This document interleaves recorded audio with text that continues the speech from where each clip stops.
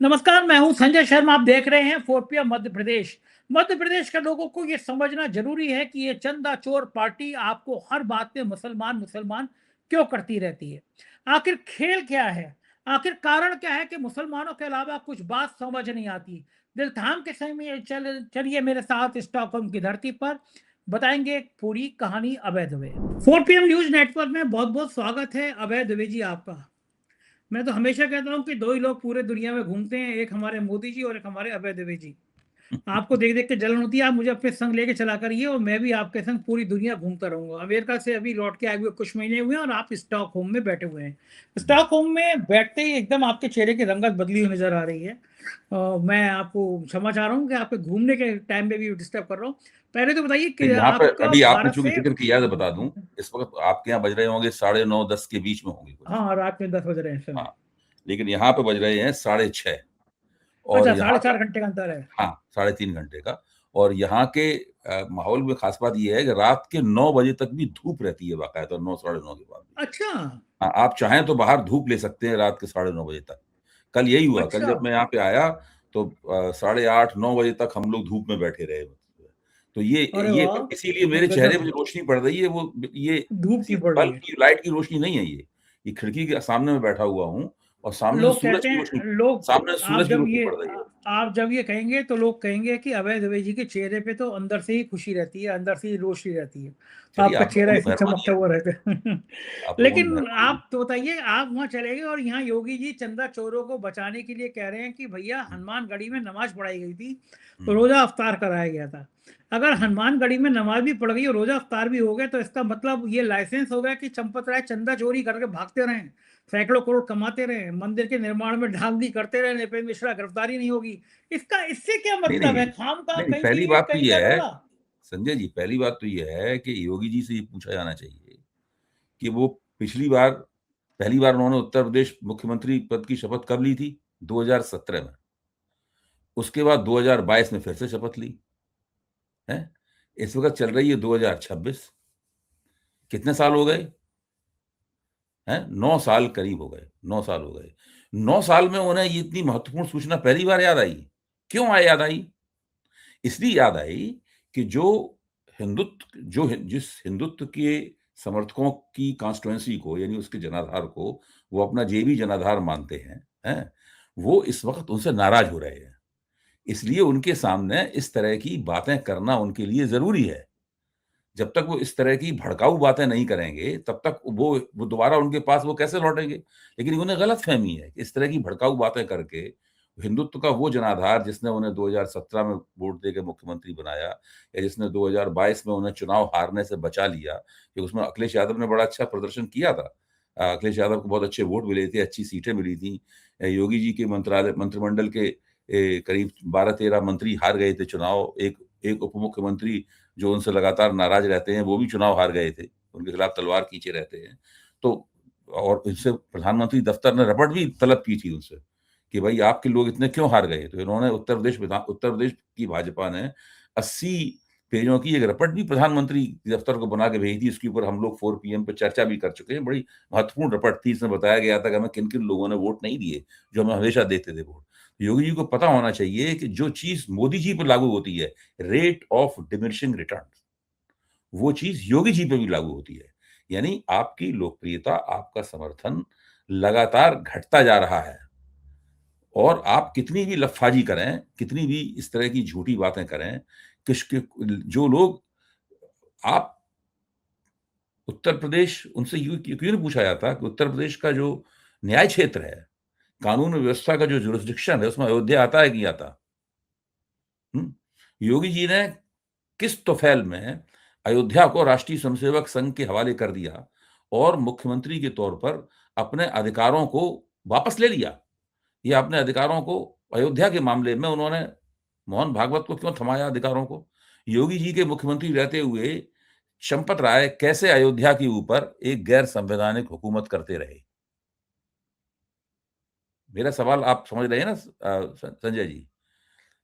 योगी जी को ये कहना चाहिए, क्षमा माँगनी चाहिए उत्तर प्रदेश की जनता से उन्हें। उन्हें ये माफ़ी माँगनी चाहिए कि मेरे रहते हुए चंपत राय नाम का व्यक्ति जो कि नागपुर से रिमोट कंट्रोल था, वो उत्तर प्रदेश में अयोध्या में राम मंदिर परिसर के अंदर, राम मंदिर तीर्थ क्षेत्र में, जिस नाम से वो ट्रस्ट बना हुआ है, वहां पर अपनी रियासत कैसे चलाता रहा। चंपत राय की हिम्मत कैसे हुई कि जब उसके लोगों ने उससे कहा कि चंदा चोरी हो रहा है, तो बजाय इसके कि वो उत्तर प्रदेश पुलिस में उसकी रिपोर्ट दर्ज करता, जो उसका संवैधानिक और कानूनी कर्तव्य था, उसने कैसे अपने स्तर पे इस मामले को रफा दफा करने की कोशिश की। ये तो बात अब उन लोगों ने सबने खुद ही स्वीकार कर ली है ना, इस बात से कौन इनकार कर सकता है। तो योगी जी को तो लज्जा पहले आनी चाहिए कि मुख्यमंत्री के तौर पर वो अपने कर्तव्यों का पालन करते हुए नहीं दिख रहे, और इस प्रकार की बकवास करते हुए वो ये चाहते हैं कि सब इसके पीछे हिंदुत्ववादी जो वोटर है उनका, वो फिर से उन्हें दोबारा वोट देगा। मेरा मानना है कि अयोध्या प्रकरण के कारण भारतीय जनता पार्टी का, खास तौर से योगी आदित्यनाथ का जो हिंदुत्ववादी वोटर है, उसकी संख्या में इस चुनाव में आगे बहुत कमी आएगी। सवाल ये नहीं है अब कि दलित वोट कम मिलेंगे कि नहीं मिलेंगे, सवाल ये भी नहीं है कि ओबीसी वोट कम मिलेगा कि नहीं मिलेगा, वो तो कम मिलेगा ही मिलेगा। वो तो पिछले चुनाव में भी, लोकसभा में भी कम मिला था, उससे पहले विधानसभा में भी चुनाव कम मिला था, और उन्होंने, बीजेपी ने खुद अपनी रिपोर्ट में माना है इस बात को। इस बार वो वोट भी कम मिलेगा जो हमेशा मिलता था। असली समस्या ये है, इसलिए ये लफाजी की जा रही है। अच्छा अभय जी, मैं तो नहीं समझ पाया, मेरे घर पे जैसे मेरे मेरे ऑफिस में, मेरे घर पे मेरे यहाँ मुस्लिम कर्मचारियों की संख्या बहुत बड़ी है। तो हम्म, कई बार ऐसा हुआ कि जब रोजे चल रहे हो तो मेरे यहाँ की लड़कियों ने मेरे घर पे आकर नमाज पढ़ी। मेरे हम्म, ऑफिस में मतलब कहा कि हम घर पे आ जाए नमाज पढ़ने में, कहा आ जाओ घर पे नमाज पढ़ो। कोई व्यक्ति पूजा कर रहा है, नमाज पढ़ रहा है, तो उस समय तो उसके मन में सात्विक विचार आ रहे होंगे। तो ज्यादा बड़ा गुनाह क्या है? हनुमानगढ़ी में नमाज पढ़ ली, वहां पे रोजा अफ्तार कर लिया, ज्यादा बड़ा गुनाह है? या भगवान राम के नाम पर चंदा चोरी कर ली, मंदिर में भ्रष्टाचार कर लिया, जमीन में भ्रष्टाचार कर लिया, छत टपक गई, ये ज्यादा बड़ा गुनाह है भगवान राम संजय की जी, नजर में? आपका जो प्रश्न है उसका जवाब उसी में निहित है। आपने स्वयं ही उसका जवाब दे दिया है। कोई भी आपका प्रश्न सुनेगा तो उसको अपने आप ही उसका जवाब का पता लग जाएगा। मैं उस जवाब को और दूसरे तरीके से आपके सामने रख सकता हूँ। देखिए, इन आप जो बात कह रहे हैं, आप एक सर्वधर्म समभाव में विश्वास करने वाले पत्रकार हैं। आप सांप्रदायिक भाईचारे में विश्वास करने वाले पत्रकार हैं। आप ये मानते हैं कि जब हिंदू और मुसलमान मिलकर इस राष्ट्र का निर्माण करेंगे, तभी इस राष्ट्र का उत्तम निर्माण होगा। हुँ? आप ये मानते हैं कि मस्जिदों में जब हिंदुओं को बचाया जाएगा संकटों से, और जब मंदिरों में मुसलमानों को आश्रय दिया जाएगा, वो उस वक़्त एक आदर्श स्थिति होगी। योगी जी इन बातों को नहीं मानते। योगी जी का पूरा जीवन ही नफ़रत की बुनियाद पर टिका है। आप उनका चेहरा देखिए, जिस तरह की बातें करते हैं वो, जिस तरह का भाषण देखते देते हैं, जिस तरह के कुत्सित भाव, मतलब संगीन किस्म के भाव उनके चेहरे पे आते हैं, वो आप देखिए ना इनका। तब फिर देखिए आपकी इस ये इन इनसे ये उम्मीद करना, जो आप उम्मीदें कर रहे हैं, ये व्यर्थ है। और जहाँ तक करप्शन का सवाल है, हो सकता है योगी जी खुद रिश्वत ना लेते हों, मुझे नहीं पता लेते कि नहीं लेते, लेकिन उनके बारे में कहा जाता है कि वो स्वयं कोई संपत्ति नहीं बनाते, स्वयं रिश्वत नहीं लेते। लेकिन पूरी की पूरी सरकार तो उनकी भ्रष्ट लोगों की सरकार है। उत्तर प्रदेश में भ्रष्टाचार का स्तर पहले के मुकाबले बहुत ज़्यादा बढ़ चुका है। हर चीज़ में भ्रष्टाचार है उसके अंदर। जितने भी निर्माण कार्य होते हैं, उनमें भ्रष्टाचार है। टेंडरों में भ्रष्टाचार है, ठेकों में भ्रष्टाचार है। सारे मंत्री भ्रष्ट हैं, सारे अफ़सर भ्रष्ट हैं, नियोजित रूप से। और भ्रष्टाचार, सब लोग कहते हैं कि उत्तर प्रदेश में रेट्स बढ़ गए हैं। एक ज़माने में जब कम पैसों की रिश्वत देने से काम हो जाता था, उससे कहीं ज़्यादा दूने-तिगने पैसे अब देने पड़ते हैं। तो जब जिस प्रदेश में ये हालत हो, उस प्रदेश के मुख्यमंत्री से आप क्या उम्मीद करेंगे? गवर्नेंस किस चिड़िया का नाम है, ये योगी आदित्यनाथ ने नहीं जाना। उनको गवर्नेंस की ना स्पेलिंग आती है, ना सुशासन की वर्तनी आती है। अच्छा, समझे नहीं? मुझे बात ये है कि जब बने थे तो उत्तर प्रदेश में जयप्रकाश नारायण केंद्र बन रहा था। संजय सेठ एक शालीमार हुँ, बिल्डर है, सबसे बड़ा बिल्डर उत्तर प्रदेश के, हुँ, हुँ, वो बना रहे थे। 600-700 करोड़ का ठेका था। हुँ, जैसे ही बने और तुरंत सबसे पहली जांच शायद जो ऑर्डर हुआ उसी का हुआ, जेपीएनआईसी को हुआ। हुँ, मंत्री जो थे गिरीश यादव, उन पे भी बड़े भ्रष्टाचार के आरोप लगते रहे हैं। हुँ, वो खुद कुदारू दाल लेके ऊपर पहुंच जाया करते थे कि साहब भ्रष्टाचार हुआ, भ्रष्टाचार हुआ है। हुँ, संजय सेठ ने देखा कि चूंकि शालीमार के बहुत सारी शिकायतें थी, जमीनों पे कब्जा करने की, हुँ, सरकारी जमीन सड़कें कब्जा कराने की, अवैध बिल्डिंग बनाने की, अवैध फ्लोर बनाने की। हुँ, संजय सेठ ने सोचा कि हम फंस गए। हुँ, तो सुना जाता है कि 200 करोड़ में डील हुई, मेरे पास कोई प्रूफ नहीं है। हुँ, 200 करोड़ वॉशिंग मशीन में गए और संजय सेठ राज्यसभा के सदस्य बन गए भारतीय जनता पार्टी के। बड़े डंके के चोट पे कहने लगा अखिलेश यादव जी को और ये और वो, और हम अमित शाह के करीबी आदमी। अब धड़ल्ले से उनके जो अवैध फ्लोर थे उनको तोड़ने की जगह उस पर कोई कार्रवाई नहीं होती। ऐसे ऐसे भ्रष्टाचारी बीजेपी में शामिल हो गए। मैं दावे के साथ कह सकता हूं, पंचम तल योगी जी का अपना मुख्यमंत्री के सचिव के कार्यकाल, किसी ना मायावती के टाइम में ना अखिलेश के टाइम में इतने इतने घोटाले सामने नहीं आए। यूपी के चीफ सेक्रेटरी हैं एसपी गोयल। अमिताभ ठाकुर ने दस्तावेज दिए कि करोड़ों रुपए की प्रॉपर्टी भाई के नाम, भतीजे के नाम, साले के नाम। फाइल दब गई। एसपी गोयल पूरी ब्यूरोक्रेसी के ट्रांसफर करते हैं। अयोध्या में भगवान राम की नगरी में केवल भाजपा गुजरातियों ने नहीं लूटा, यूपी के आईएएस और आईपीएस ने करोड़ों की जमीन खरीदी, माँ के नाम, बाप के नाम, साले के नाम, भाई के नाम, भाभी के नाम। वो योगी जी को नहीं दिख रहा। योगी जी दिख रहा है हनुमानगढ़ी में नमाज पढ़ी गई थी। जनता को समझ में तो आई ना होगा ना उत्तर प्रदेश में, ही लगता है भाई जी। देखिए, उत्तर प्रदेश की सारी जनता त्राहि-त्राहि कर रही है। जब भ्रष्टाचार इतना ज़्यादा बढ़ जाता है और सरकारें जब जितनी पुरानी होती जाती हैं, जो सरकार बुनियादी रूप से भ्रष्ट होती है, वो बिल्कुल और ज़्यादा निर्द्वंद भाव से वहाँ भ्रष्टाचार होने लगता है। ये समस्या है। शुरू-शुरू में थोड़ी सतर्कता होती है, कुछ करके दिखाना होता है, ये भी। अब उत्तर प्रदेश में ना कानून व्यवस्था की स्थिति अच्छी है, ना शासन गवर्नेंस के नाम पे कुछ है। बहुत बड़े पैमाने पे भ्रष्टाचार हो रहा है। इतने उदाहरण तो आपने गिना दिए। अगर हम लोग केवल उत्तर प्रदेश के भ्रष्टाचार पे ही कोई प्रोग्राम करना चाहें और थोड़ी रिसर्च कर लें, तो हम लोग कई घंटों तक इस प्रकार के उदाहरण गिनाते रह सकते हैं। और योगी आदित्यनाथ को इन चीज़ों से कोई मतलब नहीं है। वो राजनीति करने का एक ही तरीका जानते हैं। वो तरीका जो होता है कि मुसलमानों को गाली दो। और मुसलमानों को गाली देने की मुसलमानों को गाली देने की प्रत्येक विधि उन्हें आती है और नई-नई विधियों का आविष्कार भी करते रहते हैं साथ में। तो उनसे आप कोई और बिल्कुल। उम्मीद नहीं कर सकते। जो वो कर रहे हैं, वही कर सकते हैं। इसके अलावा उन्हें कुछ आता नहीं है। खबर यह भी आई है कि सुप्रीम कोर्ट 13 जुलाई को चंदा चोरी पर सुनवाई करेगा। सीबीआई जांच चले हो जाए या इन तमाम याचिकाओं पे।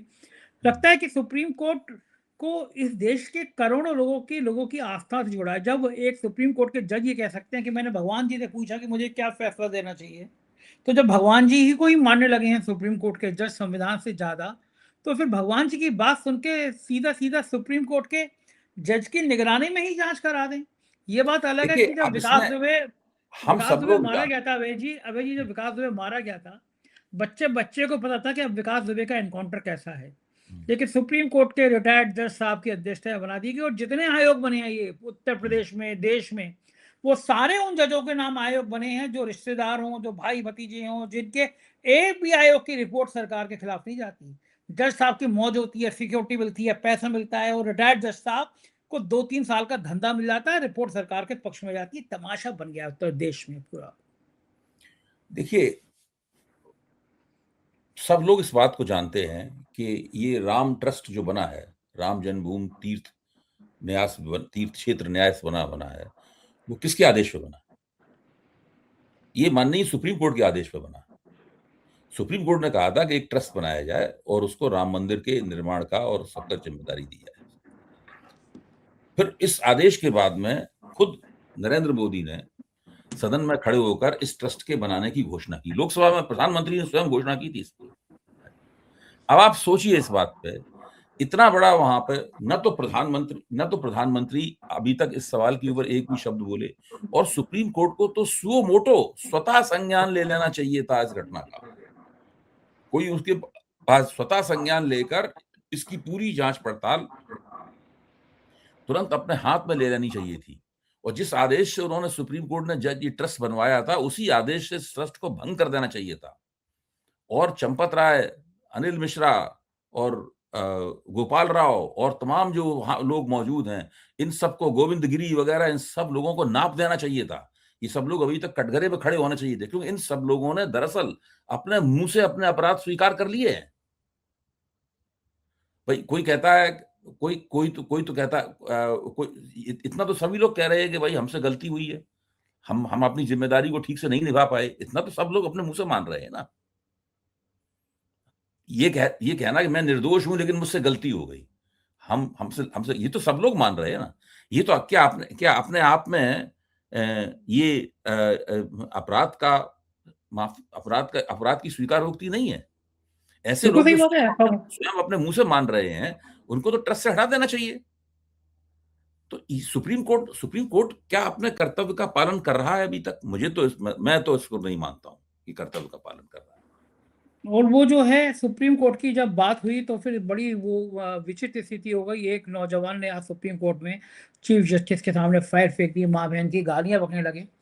खरा है, हालांकि चीफ जस्टिस साहब का और बाकी जजों का बड़ा बढ़िया रहा, शांत रहे, वो कोई रिएक्ट नहीं किया। लेकिन सोशल मीडिया पर लोग कह रहे हैं, लोग ऊब गए हैं, थक गए हैं न्यायपालिका से, न्याय नहीं मिल रहा है, गुस्सा फट रहा है। कुछ दिन पहले भी इस तरह की वारदात हुई, कभी सुना नहीं था हमने सुप्रीम कोर्ट में किसी की हैसियत हो जाए, हिम्मत हो जाए कि वो ऐसी फाइलें फेंक दे, गंदी गंदी गालियां बके। इस देश में लोगों को गुस्सा उबलने लगा है। आप देखिए, हाँ, मानसिक रूप से परेशान रहने लगा है आदमी। देखिए आम आदमी को इंसाफ मिलता है कि नहीं मिलता है, ये तो एक ऐसी बात है जो बहुत पहले और जाने कितने बार कही जा चुकी है। निचली अदालत से लेकर सुप्रीम कोर्ट तक आम आदमी को इंसाफ नहीं मिलता है। खास आदमी को इंसाफ जब मिलना बंद हो जाता है, तो आप समझ लीजिए कि आम आदमी की हालत क्या होगी। इस वक़्त इस देश में खास आदमी को भी इंसाफ नहीं मिल रहा है। जो लोग बिहार की एसआईआर पे अपनी आपत्तियाँ लेकर सुप्रीम कोर्ट में गए थे, वो आम लोग नहीं थे, वो खास लोग थे। क्या उन खास लोगों को इंसाफ मिला? हुँ। जिस बात को लेके आपत्ति की गई थी, उसी एसआईआर के तहत बिहार में चुनाव हुए। नतीजा आया, सरकार बन गई और लंबे अरसे तक सरकार चलती रही, तब जाके सुप्रीम कोर्ट ने उसपे फैसला दिया। उन्होंने इतनी देर कर दी कि उनके लिए उनके हाथ खुद ही बंध गए। वो ऐसा फैसला दे ही नहीं सकते थे, जो कि एसआईआर को अवैध ठहराता। वो फैसला देने के लिए मजबूर थे, इस तरह का फैसला। तो अब आप सोच लीजिए, जब खास लोगों को इंसाफ नहीं मिलता है, तो आम लोगों को कैसे इंसाफ मिलेगा? उसमें तो किसी न किसी वक़्त लोगों को गुस्सा आएगा ही। मैं उस गुस्से को, जिस तरह से गुस्सा व्यक्त किया, मैं उसको उचित नहीं मानता हूँ। लेकिन मैं बता रहा हूँ कि आखिरकार ये परिस्थितियाँ बनती कैसे हैं? ऐसे न जाने कितने उदाहरण दिए जा सकते हैं। आप क्या समझते हैं कि अभी जो राम मंदिर के ऊपर सुनवाई-वनवाई हो रही है, उसमें क्या होगा? आपने कुछ, आप अपना कयास बताइए, फिर मैं अपना कयास बताता हूँ। बहुत लंबे अरसे मुझे तक लग इस मामले को लटकाया जा सकता है। हाँ, हाँ, एक आयोग ऐसा बना दिया जाएगा जो वैसे ही हो कि विकास दुबे के नाम पर बनाया गया था। जज साहब रिश्तेदार थे, बीजेपी के नेता थे, क्लीन चिट मिल देखिए, गई। वो ज़माने ऐसे ही चले बनेगा गए, लम संजय जी, वो ज़माने चले गए जब हम लोग ये मानते थे कि कहीं से इंसाफ मिले ना मिले, लेकिन सुप्रीम कोर्ट ज़रूर कुछ ऐसा कर देगा जिससे लोकतंत्र में आ रही गिरावट को थामा जा सकेगा। अब वो वक़्त जा चुका है। बड़ा खतरनाक है, बड़ा खौफनाक है। मैं तो समझ में नहीं आता भगवान राम खुद क्यों नहीं डंडा मार रहे। आज नोट गिनने वाले 23 कर्मचारियों ने एक साथ इस्तीफा दे दिया। कहा हुँ। कि 10-10 के नोट आ रहे हैं, 500 के नोट आना कम हो गए। 70-80 गड्डी बनती थी, अब वो 10-15 गड्डी बन रही है। 500 के नोट वालों ने सोच लिया ये तो बेईमान भगवान तक पहुंचाएंगे, ये तो खुद ही चुरा चुरा के घर में ले जा रहे हैं। राम नाम की लूट मची है, लूट सके तो लूट। एक और कैंपेन बताए। चल रही है, एक और कैंपेन चल रही है, कैंपेन ये चल रही है कि मंदिरों में नकदी देना, चढ़ावे में नकदी देना बंद कीजिए। ठीक है, बिल्कुल सही हाँ, है, बिल्कुल ये जरूरी कैंपेन है। सीधे राष्ट्रीय स्वयंसेवक संघ के खिलाफ है। राष्ट्रीय स्वयंसेवक संघ का आग्रह है कि मंदिर में केवल नकदी ही चढ़ाई जाए। नकदी चाहिए उनको। हाँ, इसीलिए जिस मंदिर में उनका कब्जा होता है, चाहे वो गुजरात के सोमनाथ का मंदिर हो, चाहे अयोध्या का रामलला का मंदिर हो, चाहे वो प्राचीन मंदिर है, ये बिल्कुल नया मंदिर है, अभी जुम्मा 4 दिन हुए हैं इसके बने हुए हैं। तो आप ये बताइए कि वो, आप इन मंदिरों में जैसा दान चढ़ावा का जो एक एक विधान होता है सनातन धर्म का, उसका पालन नहीं कर सकते। राष्ट्रीय स्वयंसेवक ठीक संघ, बात। हाँ, पूरी तरीके से चढ़ावा करने का, मंदिर में पूजा करने के जो विधान हैं, जो संहिताएँ हैं, उन संहिताओं को बदल रहा है और धर्म और श्रद्धा का नकदीकरण कर रहा है। धर्म और ठीक बात है। श्रद्धा को रोकड़े में बदल रहा है। वो इसलिए मुहिम चल रही है कि रोकड़ा मत चढ़ाइए। और ये सब लोग जो हाँ, घूम-घूम के कहेंगे ना लोगों से कि भई संघ ने कहा है स्वयंसेवक घर-घर जाके बताएँगे। तो उसके पीछे ये सही है कि भावना कि अगर घर-घर जाकर नहीं बताएँगे, तो लोग 75% तो कमी आई गई है चढ़ावे में अभी, हैं? अगर और भी सही कमी बात। आ गई, चढ़ावा मिलना बंद हो गया, तो राष्ट्रीय स्वयंसेवक संघ को जो माल-पानी का एक बड़ा भारी स्रोत मिला हुआ था, अब स्रोत सूख जाएगा। ब्यूटी। अच्छा, वो मजे की बात ये, बॉलीवुड के एक बड़े थके हुए टाइप के अभिनेता हो गए अनुपम खेर जी, किसी जमाने में बड़े अच्छे थे। भक्ति काल ने उनकी दिमाग की बुद्धि हर ली है। गए हैं अयोध्या में, फोटो डाला कि मैं भगवान राम के मंदिर में आया हूँ, बड़ा मेरा दिल, अच्छी बात है, दिल धन्य हो गया। मैं रामायण मतलब राम जी पे मंदिर पे पिक्चर बना रहा हूँ, फिर बाद में डाला कि मैं अशोक सिंघल की भूमिका कर रहा हूँ। मैंने लिखा, मैंने और फिर उनको ये नहीं पता था, वीडियो बनाया कि राम कौन से युग में पैदा हुए थे। चौथी क्लास के बच्चों को पढ़ाया जाता है कि राम कौन से युग में पैदा हुए, उन्हें ये नहीं पता द्वापर त्रेता कल युग सतयुग ये होता क्या है।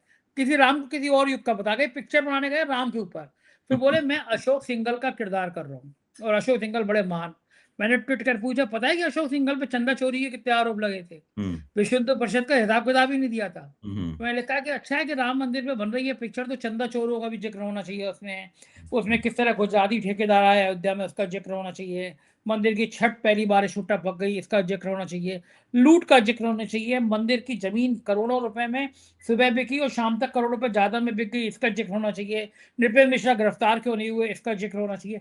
पिक्चर में होगा कुछ जिक्र अनुपम खेर जी का, या ऐसी वो भक्ति काल में कि विश्व गुरु के पैरों में लोट लोट के अपना जीवन चलाते रहेंगे? संजय जी, आज आपने दूसरा सवाल ऐसा पूछा है, इसका जवाब उस सवाल भी नहीं देते। इसमें जो आपने सवाल पूछा है, आपके हम मेरे श्रोता हैं, वो सवाल सुनते ही समझ जाएंगे कि इसका जवाब क्या होगा। देखिए, जहां तक अशोक सिंघल का सवाल है, अशोक सिंघल को बड़ा भारी मंदिर का श्रेय दिया जाता है। अशोक सिंघल की पूरी पोल शीतला बाबू की जो पुस्तक है अयोध्या में, उसमें खोली गई है। महंत अवैधनाथ, जो कि योगी आदित्यनाथ के गुरु थे, ये सब लिखित रूप से मौजूद है। मैंने अपनी पुस्तक मैं इसका पूरा उद्धरण दिए है वहां से, हैं। तो उसमें साफ तौर पे लिखा हुआ है कि महंत अवैधनाथ का मानना ये था कि मंदिर बनाने के सवाल के ऊपर एक समझौता हो जाए। और उन्होंने बात सब चलाई और वो समझौता होना लगभग तय हो गया।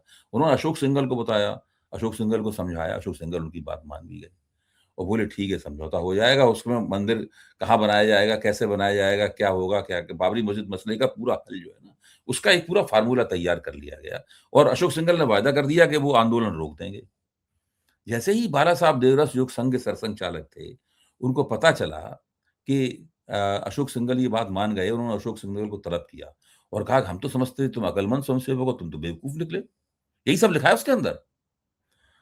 तो उन्होंने कहा क्यों परम पूजनीय, क्यों? तो उन्होंने बताया कि ये मंदिर इसलिए थोड़ा ना वो बनाया, ये आंदोलन इसलिए थोड़ा चलाया जा रहा है कि एक मंदिर बन जाए। रामचंद्र जी के बहुत से मंदिर हैं, एक मंदिर और बन जाएगा, उससे क्या फर्क पड़ता है? सवाल मसला आंदोलन चलाने से जुड़ा हुआ है।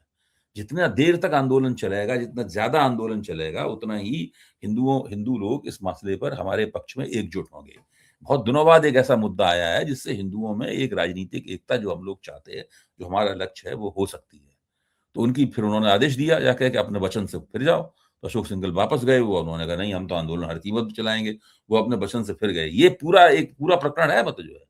फिर जहां तक मंदिर को मिलने वाले चंदे का सवाल है, मंदिर निर्माण के लिए राम जन्मभूमि आंदोलन में मिलने वाले चंदे के सवाल है, खासतौर से शिला पूजन के जरिए जो जमा किया गया पैसा है, उसकी इनकम टैक्स का नोटिस उनके ऊपर आया था। ये सब रिकॉर्ड है। इन लोगों ने तिक्रम करके, जिस कमिश्नर ने इनको इनकम टैक्स का नोटिस दिया था, उसका तबादला उन्होंने करवा दिया। विश्वबंधु गुप्ता शायद नाम था उनका, है। हाँ, तो वो उनका तबादला वगैरह करा दिया।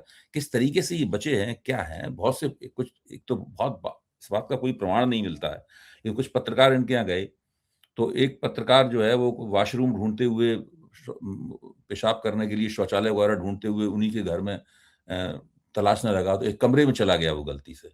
तो कहा जाता है कि उस कमरे में बक्से भरे हुए थे। उसने एक बक्से को गलती से खोल के देखा तो घबरा कर उन्होंने बंद कर दिया।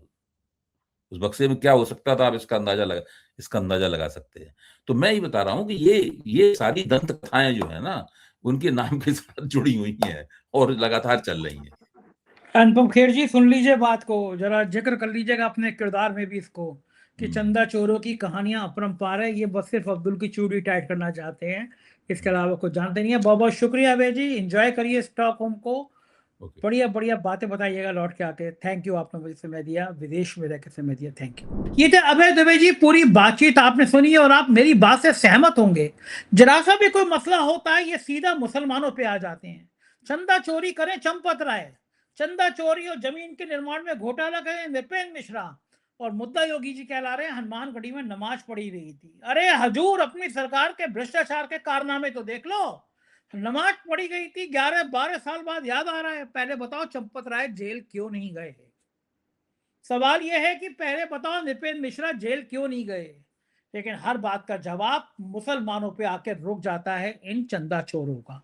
आप क्या सोचते हैं, मुझे बताइएगा जरूर, क्योंकि आपकी राय बड़ा महत्वपूर्ण है। शुक्रिया, थैंक यू।